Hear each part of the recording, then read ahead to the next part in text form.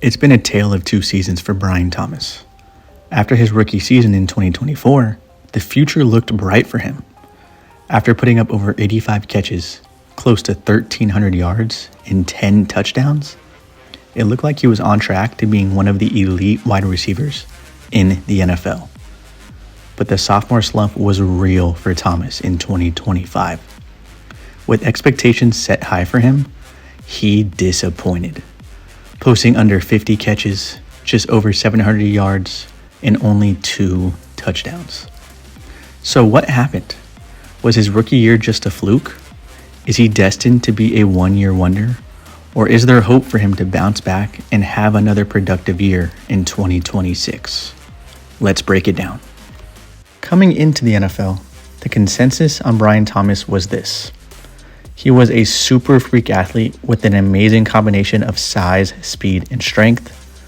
He was a great field stretcher and had a great ability to beat press coverage.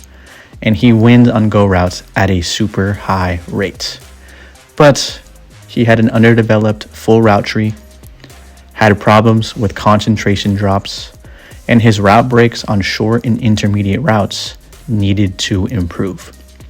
So coming into the league, he was looked at as a wide receiver who is physically gifted, but was very raw and would take time to become a complete wide receiver. Now, let's take a look at the film.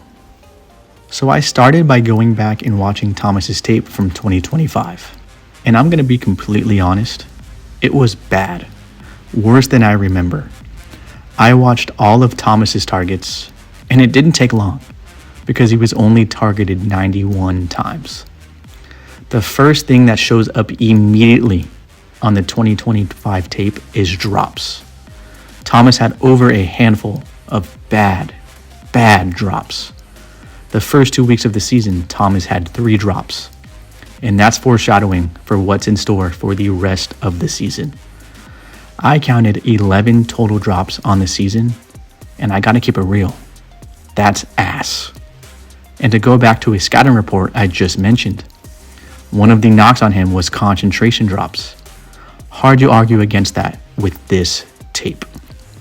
The next thing I noticed was Thomas's indecisiveness and maybe even fear when running routes across the middle, especially against zone coverage. Week 2 of the season, Thomas stops his route early, and because of that, the ball ends up getting picked off. Lawrence made the right read here. That pick is 100% on Thomas. Now, I don't know what's going through his brain, so I'm not sure what went wrong, but in my opinion, it's one of two things. Either he's afraid of contact and pulls up because of that, or he's just not skilled enough against zone coverage to know where to stop on that route. Either way, it's not a good look. Week 6, Thomas runs a deeper route across the middle, and it looks to me that he isn't even ready for the ball to come. He completely misses the ball, and it ends up in an incompletion. He has to be better. After that week 6 game I just showed, Thomas didn't do much the rest of the season. From week 7 on, Thomas failed to reach 5 catches in a game and only topped 50 yards 3 times. What I noticed is as the season went on, Liam Cohen and the Jags coaching staff completely changed Thomas's role. Coming into the 2025 season, the Jags were treating Thomas as a true alpha number 1 wide receiver. They were having him run a full route tree. They wanted him to be the focal point of the offense. Sadly, that didn't last long, and by the end of the season, Thomas was strictly used as a boundary wide receiver. The majority of his routes were near the sideline, and that is something he is very good at. There are plenty of plays from 2025 where Thomas won on routes near the sideline, whether it was routes deep down the field and even routes breaking toward the sideline. Even though Thomas had a rough season, there were still flashes of good play. But here's the problem. He didn't do it consistently enough. The thing that scares me the most is the coach's lack of trust in Thomas. Because not only did they limit his role, they replaced his role. and traded for a wide receiver mid-season. Let's first start with Parker Washington, who has been on the Jags roster for 3 seasons. By the end of 2025, you could argue Washington was the Jags' #1 wide receiver. From week 7 on, the same time period that Thomas saw his role diminished, Washington had 6 games with 5 or more catches, 6 games with 70 or more yards, and he topped 100 yards 3 times. He was being used like Amon-Ra St. Brown. He was the focal point of the Jags passing game. The Jags also traded for Jakobi Meyers at the deadline, and we all know what type of player Meyers is. A reliable veteran wide receiver who runs good routes and is always where he is supposed to be. He isn't flashy, but in his time with the Jags, he had 5 games with 5 or more catches and 4 games with 50 or more yards. So that's 2 wide receivers who drastically outperformed Brian Thomas in the back half of the season. And when coaches make decisions like that to replace a player like Brian Thomas, that's scary. Now, what I haven't mentioned is Thomas's injuries. He dealt with multiple injuries throughout the 2025 season. At the beginning of the season, he was dealing with a wrist injury, and he had a really bad high ankle sprain in the middle of the season that forced him to miss 3 games. So we have to take that into consideration when we look at Thomas, and for all we know, maybe that is the reason why the Jags reduced his role and brought in Meyers. And personally, I hope that's the case, but you can't ignore how bad the tape was in 2025. If I were to make a judgment on Thomas just based off the 2025 film, my comparison for him would be Quentin Johnston, which isn't good. Johnston was a highly drafted wide receiver who was athletically gifted and came into the league with concerns similar to Thomas. Johnston has never quite put it together, and at this point is an inconsistent boundary wide receiver who will give you a handful of good games a year. And that's basically what Thomas was in 2025. But here's the difference. Thomas has a 1,300-yard season under his belt, and you can't discount that. So after watching the 2025 tape, I ran back the tape from his rookie year. I watched all 87 of Brian Thomas's catches from 2024, and oh my gosh, is it night and day. Thomas came into the league and was immediately beating man coverage at an elite level.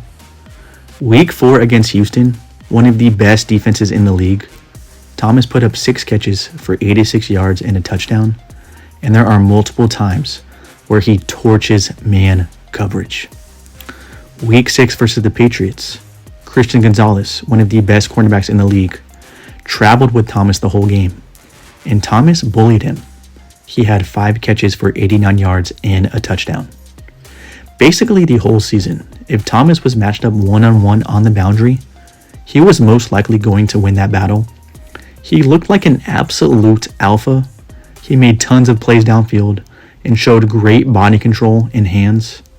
And not all of it was just go routes.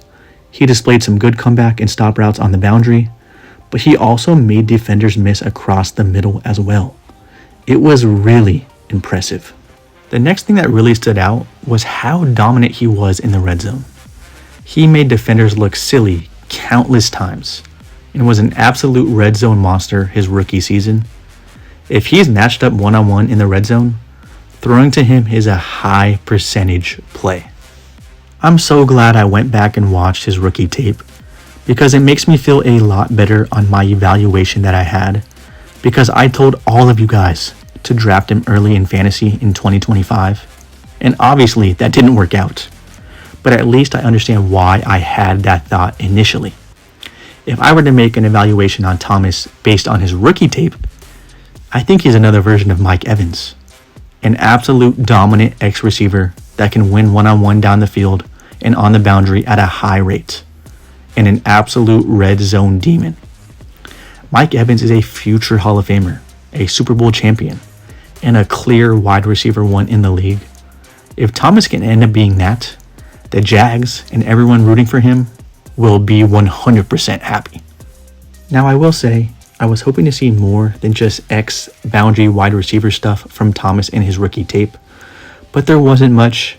He made a few good plays against zone, but there weren't many. He also flashed some pretty good yard after catch stuff on his film, and I really think that could be incorporated into his game more. But he's been with 2 different coaching staffs, and neither of them have used him in that way. That says a lot in my opinion, but that doesn't mean he can't do it and won't do it in the future. So after watching all of Thomas's tape, 2024 and 2025, this is my takeaway. We were sold on his physical and athletic gifts, and that doesn't disappoint. He has the body and athleticism to be a dominant wide receiver in this league. We were also sold on his lack of a full route tree and concentration drops. Those also show up as well. From what I've seen so far, I don't think Thomas is ever going to be a CeeDee Lamb or Justin Jefferson level of wide receiver because he just hasn't shown the ability to run elite routes at all levels of the field and hasn't shown the ability to beat zone coverage enough. But he can 100% be a Mike Evans type.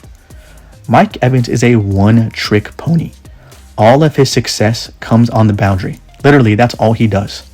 He's just so good at it that it works. And I think Thomas is that good when it comes to beating man coverage on the boundary. But it's going to come down to consistency. Because if he continues to struggle with drops and concentration, instead of being Mike Evans, his career might end up being Quentin Johnston. He's only going into his 3rd year of the league. We might look back at his rough 2025 as a blip in his great career.